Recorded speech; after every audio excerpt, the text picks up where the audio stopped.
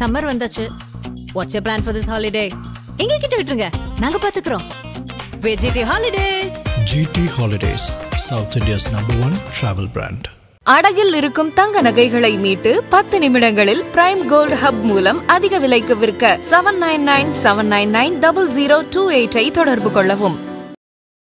பாட்டாளி மக்கள் கட்சி என்ன நடக்குது? நீங்க மருத்துவர் ஐயா பெரிய ஐயா பக்கமா சின்ன ஐயா பக்கம்? இந்த குடும்பத்துல பிரச்சனை போகுது. குடும்பம் இருந்தா பிரச்சனை இருக்கும். கொஞ்சம் இது அக்னியில பிறந்த குடும்பம் இல்லைங்க, அதனால கொஞ்சம் சரியாயிடும். இப்போ திமுக ஆட்சி கண்டினியூ பண்ணணும்ன்ற ஒரு நிலைப்பாட்டுலாம் இந்த எம்எல்ஏ கிடையாது. இந்த நாடு நல்லா இருக்கும்னு நினைக்கிறீங்களா? அதை முடிச்சிடும். திமுக இருந்தா நல்லா இருக்காதா? அது எனக்கு தெரியாது. பரபரப்புக்கு சொந்தக்காரரா இருக்கீங்க அருள். ஒரு மாதம் 18 கோடி ரூபாயை மக்களுடைய வரிப்பணத்தை சம்பளமாக பெறுகிறார்கள் சேலம் மாநகராட்சியில் இருக்கிற அதிகாரிகள் மட்டும். அதிகாரிகள் கீழே இருக்கிறவங்க வரைக்கும் அவங்க கிட்ட நாங்கள் வேலை வாங்கணும், நாங்கள் சொல்ற வேலையை செய்யணும்னு வச்சுக்கோங்க. என்ன பண்ண முடியும்? நான் போய் சண்டை போட்டால் பரபரப்பு. தலைவர் பதவிக்கு திரு அன்புமணி அவர்கள் பொருத்தமற்றவர் என்ற ஒரு வார்த்தையவே சொல்லிட்டாரு. ஆனாலும் நீங்களாம் எப்படி பார்க்கறீங்க திரு? இந்த கேள்வி ஸ்கிப் பண்ணிடு. இன்னும் ஒரு வாரத்தில் உங்களுக்கு பதில். உங்களோட சாதனை பட்டியலை அடுக்கு ஆதாரத்தோடு கூட சொல்லுகிறேன். நீங்க மக்கள்கிட்ட போய் கேளுங்க. யாராச்சும் ஒரு மக்கள் இவன் எங்க எம்எல்ஏ சராசரி எம்எல்ஏ மாதிரி நடந்துருக்கான்னு சொன்னா நீ என்ன தண்டனை கொடுத்தாலும் நான் ஏத்துக்கிறேன். பாமகவின் இந்த பிரச்சனையெல்லாம் தீர்ந்து எல்லாருமே ஒன்று சேர்ந்து ஒரே நேர்கோட்டில் கடந்த காலம் போலவே பயணிக்க முடியுமா? 100%. நீங்க பார்க்க போறீங்க மாதேஷ், ஒரு வாரத்திலே பாட்டாளி மக்கள் கட்சி என்ற ஒரு மிகப்பெரிய கட்சி எடுக்க போகிற வேகம் என்பது 2026 யார் முதலமைச்சர் என்று தீர்மானிக்க போகிறோம். இந்த ஆட்சியில அதிகாரிகள்லாம் ரொம்ப ஜாலியா இருக்காங்கன்றீங்களா? அப்படி சொல்ல வரீங்களா? வார்த்தையை நானே சொல்றேன். இப்ப நடப்பது என்பது திராவிட முன்னேற்ற கழகம் தான் ஆட்சி, அதிகாரிகளோட ஆட்சி. கடந்த அதிமுக எடப்பாடி ஆட்சி சேலம்ன்றதுனால நான் கேட்கிறேன். திரு எடப்பாடியார் சேலத்தை சார்ந்தவர், அவருடைய ஆட்சி எப்படி இருந்துச்சு அந்த 4.5 வருஷமும்? இந்த 4 வருஷம் நீங்க சேலத்தை சுத்தி தானே வரீங்க? ஆமா, வந்தேன். சுத்தி பாலம் இருக்குது. எவ்வளவு அற்புதமான போக்குவரத்து நெரிசலை குறைத்திருக்கிறார் யாரு? எடப்பாடியார். உங்களுக்கு எப்பவுமே ஒரு தனிப்பட்ட மரியாதை திரு எடப்பாடி பழனிசாமி மீது இருக்கு. அவர் காலில் கூட விழுந்து நீங்க ஆசி வாங்கினது எல்லாம் நான் நீங்க அதை மட்டும் தான் பார்த்துருக்கீங்க. என்னை விட வயசுல 2 வயசு பெரியவங்களாம் கூட அவங்க கால் விழுந்து. பாட்டாளி மக்கள் கட்சி தொண்டனை பொறுத்தவரையிலே இரும்பு மனம் கொண்டவர், அன்பிற்கு இலகுபவர்கள், கொள்கையிலே உறுதியானவர். நாங்க கொள்கையிலே உறுதியா இருக்கோம், இரும்பு உள்ளத்தோடு உறுதியா இருக்கோம்.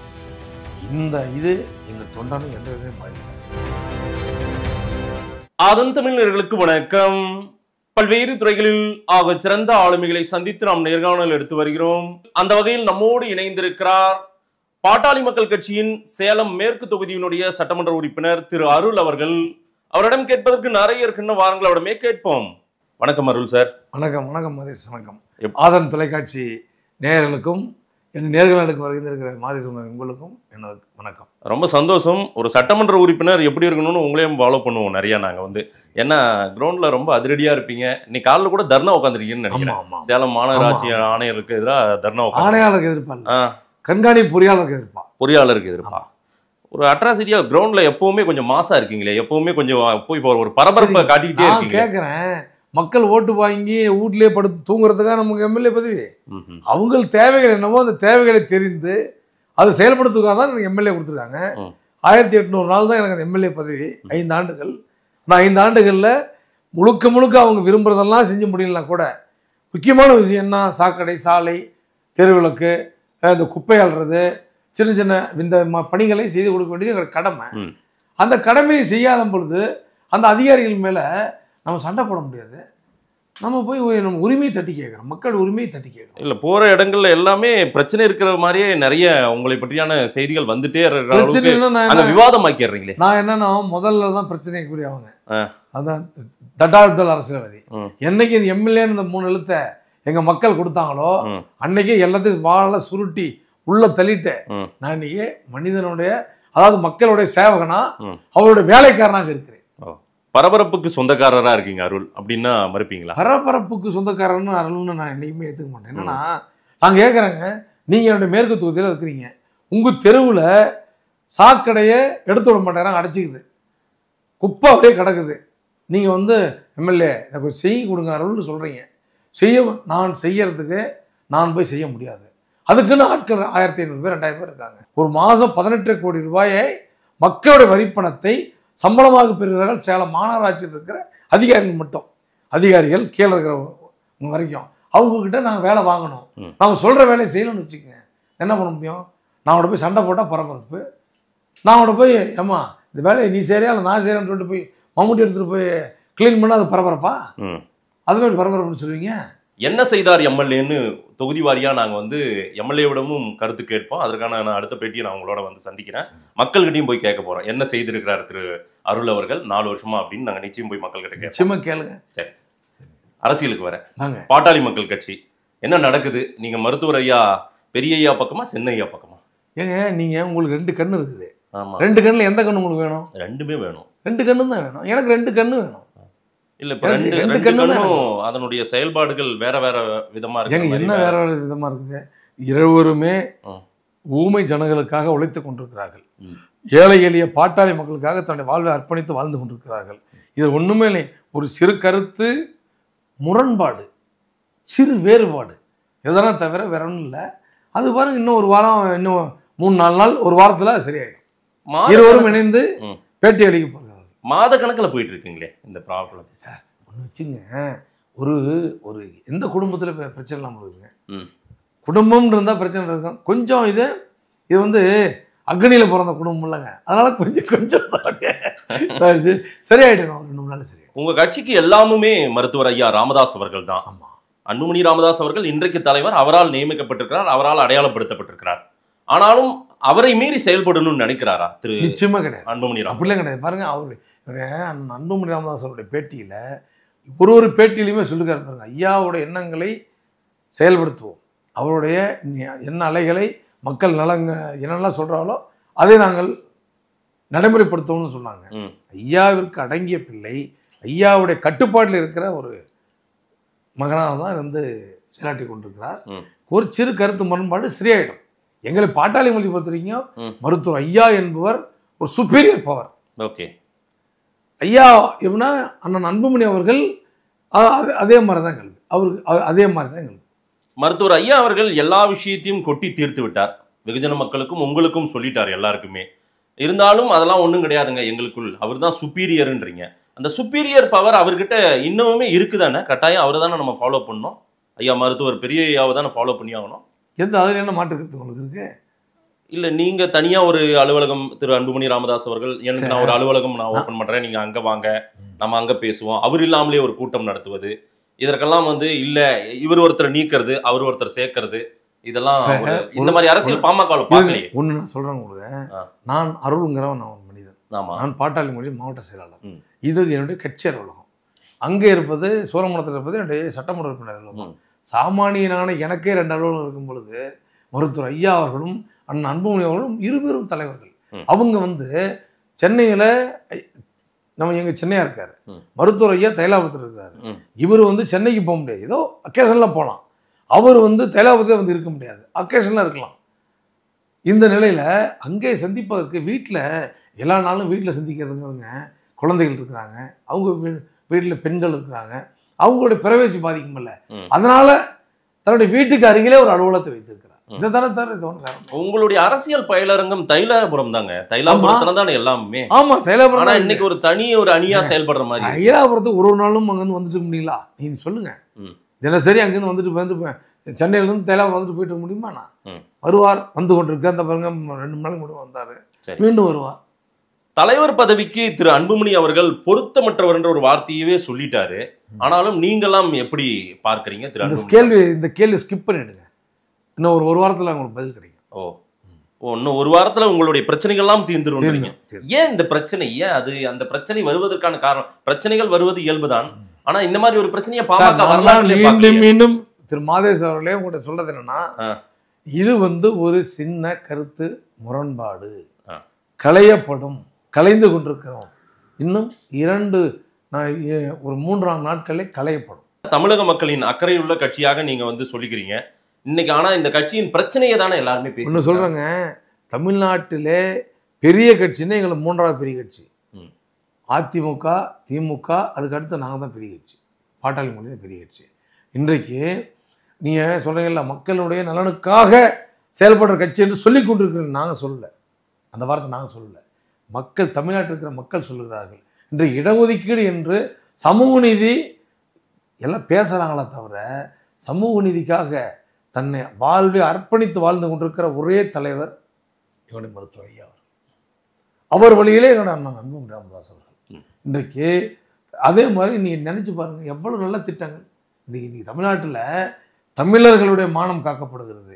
அனைத்து மக்களும் ஒரு நல்ல ஒரு எப்படின்னா ஒரு ஒரு ஒரு சமநிலையோடு வாழ்கிறாங்கன்னா அதுக்கு அனைத்து பாட்டாளி மக்கள். இதில் இந்து, முஸ்லீம், கிறிஸ்டியன் என்று இல்லாமல் வன்னியருக்குன்னு ஆனால் கட்சின்னு நீங்கள்லாம் அவங்க மாதிரி ஒரு எப்படின்னா மீடியாக்கள் சொன்னாலும் கூட கோயம்புத்தூரில் இஸ்லாமிய தெருவில் ஒரு இது போட்டாங்க. டோலில் என்னன்னா செக் போஸ்ட் போட்டாங்க. அந்த செக் போஸ்ட்டை போய் தூக்கி எறிஞ்சவர் எங்கள் ஐயா. அதே மாதிரி கிறிஸ்தவர்களுக்கான போராட்டங்கள் எத்தனையோ இந்த மாதிரியான எங்களோட ஐயா அவர்கள் எங்களுடைய பாட்டாளி மக்கள் வச்சு அண்ணன் அன்புமணி அவர்களுடைய சாதனையை 108 ஆம்புலன்ஸ், சேலத்தில் மிகப்பெரிய மருத்துவமனை, இந்த மாதிரி எங்களுடைய கட்சி சார்பிலே நாங்கள் செய்திருக்கிற சாதனைகளை ஒரு உதாரணத்துக்கு சொல்கிறேங்க. என்ன எம்எல்ஏ ஆக்குனாங்க. நான் நீங்கள் எப்படி கேட்டிருக்கீங்க, அடுத்த பேட்டிக்கு வரேன்னு சொல்கிறீங்க. உங்களுடைய சாதனை பட்டியலை அடுக்குகிறேன், ஆதாரத்தோடு உங்கள்கிட்ட சொல்லுகிறேன். நீங்கள் மக்கள்கிட்ட போய் கேளுங்க. யாராச்சும் ஒரு மக்கள் இவன் எங்கள் எம்எல்ஏ சராசரி எம்எல்ஏ மாதிரி நடந்துக்கிட்டான்னு சொன்னான், நீ என்ன தண்டனை கொடுத்தாலும் நான் ஏற்றுக்கிறேன், கழுவேற தயாராக இருக்கிறேன். எங்களை மாதிரியான சட்டமன்ற உறுப்பினர்களை, ஒரு மாவட்ட செயலாளர்களை, ஒரு கட்சிக்காரனை உருவாக்குனது எங்களுடைய கட்சி பாட்டாளி முயற்சி, எங்களுடைய மருத்துவர் ஐயா. இப்படியான பல சாதனைக்கு சொந்தக்காரர்கள் நாங்கள். பாமகவின் இந்த பிரச்சனையெல்லாம் தீர்ந்து எல்லாருமே ஒன்று சேர்ந்து ஒரே நேர்கோட்டில் கடந்த காலம் போலவே பயணிக்க முடியுமா? 100%. நீங்க பார்க்க போறீங்க மாதேஷ், ஒரு வாரத்திலே பாட்டாளி மக்கள் கட்சி என்ற ஒரு மிகப்பெரிய கட்சி எடுக்க போகிற வேகம் என்பது 2026 யார் முதலமைச்சர் என்று தீர்மானிக்கும் அந்த நிலையை இன்னும் மிக விரைவில் எங்களுடைய தேர்தல் களத்தில் எங்களுடைய பயணம், எங்களுடைய ஆட்டம், எங்களுடைய செயல்பாடுகளை நீங்க பார்க்க போறீங்க. ஒரு எம்எல்ஏவா சொல்லுங்க சார், திமுக ஆட்சி எப்படி இருக்குது இந்த 4 வருஷமா? என்ன சொல்லணும் நீங்களே சொல்லுங்கள. நீங்க தான் சொல்லுங்க. நான் தான் நீ காலையில் போய் ஒரு எங்க எப்படின்னா எந்த இதுவுமே செயல்பட மாட்டேங்குதுன்னு சொல்லிட்டு மறியல் கொண்டு வந்தேன். இந்த ஆட்சியின் சாட்சியா இது நீங்க சொல்லுங்க. ஆமா. ஓ ஆமா. ஏன் அந்த வார்த்தையா உங்களால சொல்ல மாட்டேன்றீங்க? நான் தான் சார், நான் உங்ககிட்ட தனிப்பட்ட இந்த அறையிலே சொல்லலை, அனைத்து மீடியாக்களையும் வைத்து இன்றைக்கு சேலம் மாநகராட்சி அலுவலகத்தின் முன்பாக தரையிலே அமர்ந்து இந்த நிர்வாகத்தினுடைய செயல்பாடுகளை சொல்லிவிட்டு வந்தேன். ஒரு உதாரணத்துக்கு, என்னுடைய அலுவலகம் இதுக்கு பக்கத்தில் ஒரு பாலம், ஏடிசி நகரில் ஒரு பாலம், இந்த பாலம் கட்டப்படுகிறது, கட்ட வேண்டும் என்று நான் தான் சட்டமன்றத்தில் பேசி அதுக்காக நிதியை பெற்று வருகிறேன். அதை மாண்புமிகு முதலமைச்சர் அவர்களே எனக்கு கொடுத்துருக்காரு. இது மேற்கு தொகுதி எம்எல்ஏ அருள் கேட்டு கொடுக்குறேன்னு சொல்லிட்டு ஒரு புத்தகத்தில் கொடுத்துருக்காரு. அந்த புத்தகம் காமிக்கிட்ட கொடுத்துருக்காரு. அப்படி இருக்கும் பொழுது இதை கசாமுசான்னு திட்டமிடுறாங்க. கேட்டா இன்ஜினியரிங் காலேஜ் பொறியாளர் தான் கொடுத்தாங்க. இல்ல சார், இந்த திட்டத்தை ஓகே பண்ணது அரசாங்கம், ஆமா, ஆட்சியாளர்கள். யார் தவறா கொண்டு போறது? இங்க இருக்கிற அதிகாரிகள் சார். அரசாங்கம் சொல்லி தானே சார், அவங்களுக்கு தானே இவங்க பியூரோக்ராட்ஸ் யாருக்கு கீழே ஒர்க் பண்றாங்க? ஏங்க நான் அரசாங்கம் தானே. சரிங்க, அரசாங்கம் பணம் தான் கொடுக்குறாங்க, அது மக்களுக்கு பயன்படுதா, அது மக்களுக்கு இடைஞ்சலா இருக்குதான்னு முடிவு பண்ண வேண்டியது யாரு? ஆட்சியாளர்கள் தப்பா, அதிகாரிகள் தப்பா? அது யார் தப்பு? நீங்க தான் சொல்லணும். நீங்க தான் சொல்லணும். என்னைய விட உங்களுக்கு தான் தெரியும். என்ன அதிகாரத்துல இருக்கீங்க? இல்லைங்க, நான் என்ன சொல்றது, அதிகாரத்துல நீங்க தான் சொல்றீங்கன்னா அதிகாரத்துல இருக்குன்னு. ஒரே ஒரு இங்க குப்பால் எங்க அலுவலகத்துக்கு முன்னாடி பாருங்க, அப்படியே உங்க கேமரா எடுத்து சேலம் மாநகரை சுற்றி வாங்க, ஏதாச்சும் ஒரு இடத்துல குப்பை எடுத்துருக்காங்கன்னு பாருங்க. எனக்கு ஆச்சரியம், ரொம்ப சந்தோஷம். டிரைவர் தான் வரும்போது சொல்லிட்டு வந்தோம். ஆனால் இப்போதான் சேலம் மாநகரத்தில் துப்புரவு பணியாளர்கள் பணியாற்றுறாங்க அப்படின்னா, அதிகாரிகள் தெருவில் சுற்றிட்டு இருக்காங்க அப்படின்னா, அப்படி என்ன அர்த்தம்? ஏசியெல்லாம் வந்துருந்துருக்காங்க. ஓ, இந்த ஆட்சியில அதிகாரிகள்லாம் ரொம்ப ஜாலியா இருக்காங்கன்றீங்களா? அப்படி சொல்ல வரீங்களா? வார்த்தையை நானே சொல்றேன். இப்ப நடப்பது என்பது திராவிட முன்னேற்ற கழகம் ஆட்சி அல்ல, அதிகாரிகளோட ஆட்சி.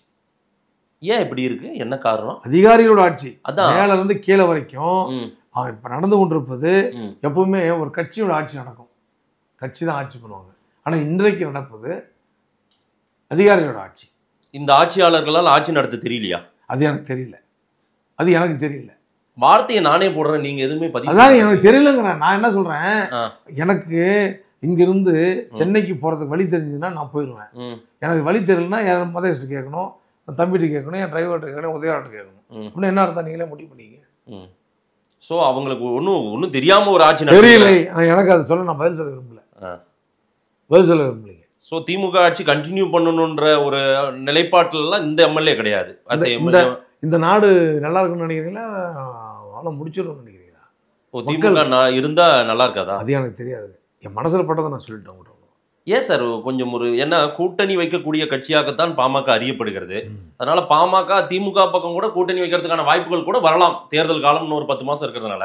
அதனால கொஞ்சம் எதையும் பொறுத்தல்றீங்களா? அப்படி இல்லைங்க, இப்போ யார் கூட கூட்டு சேருங்கிறத சொல்லக்கூடிய அதிகாரம் எனக்கு இல்லையா? ஆமா, எங்க மருத்துவர் ஐயா மட்டும் தான். ஆனாலும் நீங்கெல்லாம் கொஞ்சம் பொறுத்தல் வெயிட் பண்றீங்க. நாங்கள் மருத்துவர் ஐயா அவர்களும் அந்த நண்பர்களும் என்ன சொல்லுகிறார்களோ சொல்லுகிறதை செய்கிற ஒரு சோல்ஜர்ஸ், படை வீரர்கள்.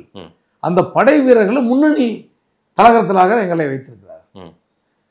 எங்களுடைய எங்களுடைய தலைவர்கள் என்ன சொல்லுகிறார்களோ அதை செய்யக்கூடிய ஒரு முன்னணி தொண்டர்களாக இருந்து நான் செயலாற்றக்கூடியது தவிர இவங்க கூட கூட்டணி அவங்க கூட கூட்டணின்னு சொல்றது எனக்கு ஒன்றும் இல்லை. அருள் சார், இங்க இந்த ஆட்சியை பத்தி சொல்லிட்டீங்க மதிப்பீடு. மேல சார் மோடியுடைய அரசாங்கம் எப்படி சார் இருக்கு? 11 வருஷம், இன்னைக்கு 11வது வருஷம் முடிஞ்சிருச்சு அவங்களுக்கு. அது எங்க ஐயாட்டி சின்னையாட்டி கேட்டுங்க. நீங்க என்ன நினைக்கிறீங்க சார்? அவங்க அது எனக்கு தெரியாது, அது நான் சொல்ல விரும்பல. நல்லதா இருக்குன்னு சொல்றாரு ஐயா, சொல்றாரு நல்லதா இருக்குன்னு சொல்றாரு. மோடி ஆட்சி நல்லா இருக்குன்றாரு ஐயா. தெரியல, எனக்கு தெரியல. ஐயா தான் கேட்கணும், நீங்க ஐயாட்டி சின்னையாட்டி தான் கேட்கணும். கடந்த அதிமுக எடப்பாடி ஆட்சி, சேலம்ன்றதுனால நான் கேட்கிறேன், திரு எடப்பாடியார் சேலத்தை சார்ந்தவர், அவருடைய ஆட்சி எப்படி இருந்துச்சு அந்த 4.5 வருஷமும் இந்த 4 வருஷம்? நீங்க சேலத்தை சுத்தி தானே வரீங்க? ஆமா வந்தேன். சுத்தி பாலம் இருக்குது, எவ்வளவு அற்புதமான போக்குவரத்து நெரிசலை குறைத்திருக்கிறார் யாரு? எடப்பாடியார். ஓ, சேலம் எடப்பாடியார் ஆட்சியிலே சேலம் கண்ட வளர்ச்சி என்பது வரலாறு காணாத வளர்ச்சி. சேலத்தை சேர்ந்தவர்கள் அவங்க திமுக அதிமுக பாட்டாளி வளர்ச்சி என்று பாகுபாடு இல்லாமல் அனைத்து மக்களும் எடப்பாடியாரை பாராட்டுவார்கள். சேலத்தை சேர்ந்தவன் சேலத்துக்காரன் அடிப்படையில் சொல்லுகிறேன். எடப்பாடி ஆட்சி சிறந்த ஆட்சியா சேலத்துக்காரரா சொல்றீங்க? சேலத்துக்காரர் சொல்றேன். உங்க ஊர்க்காரர்ன்றதுனால சொல்லல, நீங்க நல்லா பண்ண உங்க ஊர்க்காரர்ன்றது அதனால சொல்றேன். அதனால இல்ல, எங்க மாவட்டம் மிகப்பெரிய வளர்ச்சி பெற்றிருக்கிறது. ஒண்ணு வச்சுக்கங்க, சேலத்துல போக்குவரத்து நெரிசலை குறைத்திருக்கிறார். இங்கே எங்களுடைய பாட்டாளி மக்கள் வச்சு நீண்ட நெடிய நாட்களாக சொல்லி வருகிறோம், காவிரி உபரி நீரை இங்கே சேலத்தில் கொண்டு வரணும்னு சொன்னோம், அதை கொண்டு வந்திருக்கிறார். டைட்டில் பார்க்கு செயல்படாமல் இருந்த டைட்டில் பார்க்கை நீங்கள் முழுக்க செயல்படுத்தி இருக்கிறார். இங்கே சேலத்தில் பஸ் டெர்மினல் அங்கங்கே ரொம்ப வேணும்னு சொல்லி கேட்டோம், அதற்கான திட்டங்களை தீட்டிய பொழுதே ஆட்சி போய்விட்டது. புறவழிச்சாலை நாங்கள் கூட இப்போ சட்டமன்றத்தில் பேசி மாண்புமிகு போக்குவரத்து அமைச்சர் கூட பதில் சொன்னார். ஒரு ரிங் ரோடு சுற்று வழிச்சாலை ஒன்று கேட்டோம், அந்த சாலையை அப்போ முழுக்க திட்டம் தீட்டி கடைசி ஒப்புதலுக்கு போகும் பொழுது மாற்றப்பட்டது. அதே மாதிரி சேலம் ஏற்காட்டிலே அற்புதமான ஒரு கூட்டுறவு பள்ளி, அகில இந்திய அளவில் ஒரு பள்ளி பண்ணுவதற்காக வெள்ளக்கடையில் ஒரு 100 ஏக்கர் 70 ஏக்கரை கையகப்படுத்தி பண்ணார். அதையும் இங்கிருந்து கொண்டு போயிட்டாங்க. இதெல்லாம் அந்த ஆட்சி மீண்டும் வந்திருந்தால் இங்கே அதெல்லாம் நடந்திருக்கும். இன்னும் வரலாறு காணாத வளர்ச்சி சேலம் பெற்றிருக்கும். 2024 நாடாளுமன்ற தேர்தலில் இதெல்லாம் நீங்க மருத்துவர் சின்னையா கிட்ட சொல்லியிருந்தீங்கன்னா இதெல்லாம் மாறி இருக்கும்ல, அவங்களுக்கு ஆதரவு கொடுத்துருந்தா இன்னும் ஒரு 5-6 எம்பிகள் அங்கே போயிருப்பாங்கல்ல சார்? தேர்தல் விடுங்க, அதான் அது நான் தான் மீண்டும் சொல்றேன். நீங்க கருத்து சொல்லிக்கணுமா? சிறந்த முதல்வராக ஆட்சி நடத்தினாருங்க. நான் சொல்லுவது மீண்டும் சொல்லுகிறேன், சேலத்தை சேர்ந்தவனாக சொல்லுகிறேன், சேலத்துக்காரனா சொல்றோம் தவிர பாட்டாளி முயற்சியினுடைய மாவட்ட செயலரா அவர் நான் புகழார சொல்றது சுட்டல. சேலத்திலே பிறந்த ஒருவரும் அதை செய்வார். உங்களுக்கு எப்பவுமே ஒரு தனிப்பட்ட மரியாதை திரு எடப்பாடி பழனிசாமி மீது இருக்கு. அவர் காலில் கூட விழுந்து நீங்க ஆசி வாங்கினது எல்லாம் நான் நீங்க அதை மட்டும் தான் பாத்துறீங்க. என்னை விட வயசுல 2 வயசு பெரியவங்களாம் கூட அவங்க காலில் விழுந்து இல்ல. நீங்க பாமகவை நீங்க மருத்துவர் ஐயாவோ சின்னையா அவங்களோட நீங்க ஆசி வாங்குறது ரைட்டு. திரு எடப்பாடி பழனிசாமி அவர் அதிமுகவின் தலைவர். என்னுடைய தொகுதியில் இருக்கிறவங்க ஒரு 50,000 பேத்து காலில் விழுந்து கும்பிட்டுருப்பேன். என்னுடைய தொகுதியில் இருக்கிறவங்ககிட்ட ஆசீர்வாதம் யார்கிட்டீங்க அண்ணன் எடப்பாடியாட்ட மட்டும் இல்லை, ஐயா கிட்ட மட்டும் இல்லை, எங்களுடைய சின்னையாட்ட மட்டும் இல்லை, என்னுடைய தொகுதியை சேர்ந்த 50,000 பேர்த்தருடைய காலில் என்னை விட வயதிலே பெரியவர்கள் யாராக இருந்தாலும் அவர்கள் காலை தொட்டு ஆசீர்வாதம் வாங்குவது என்பது என்னுடைய பழக்கம். என்ன காரணம், எங்க அப்பா அம்மா 2 பேரும் ஆசிரியர். நல்ல விஷயம். அவர் ஒரு இன்னொரு கட்சி தலைவர். ஏங்க அவர் 75 வயதுங்க, 70 வயதை தாண்டியவர். சரி, நானும் 52 வயசு 53 வயசு சேர்றேன். என்னை விட 17-18 வயசு பெரியவர். அது என்ன தப்புன்னு நினைக்கிறீங்க? இல்ல உங்க கட்சியில பாக்குறவங்க என்ன நினைப்பாங்க? மருத்துவர் பெரியயாவோ சின்னையாவோ என்ன நினைப்பாங்க? எங்க ஐயாவை போய் சின்னையாவை பொறுத்தவரையிலும் அடுத்தவர்களை மதிக்க வேண்டும் என்பதை எங்களுக்கு சொல்லி வளர்த்துருக்கிறாங்க. நீங்க வேணா பாருங்க, இப்ப அலுவலகத்தை முடிச்சுட்டு வெளியில போகும்போது எங்களுடைய தொகுதியை சேர்ந்தவங்க யாராச்சும் வயசானவங்க வந்தாங்கன்னா அவங்க சொல்றதை கேட்டு அவங்களுக்கு செஞ்சு கொடுத்துட்டு காலில் விழுந்து ஆசீர்வாதம் வாங்கிட்டு தான் அவங்க அனுப்பிச்சுடுவேன். நீங்களே கூட இருந்து பாருங்க.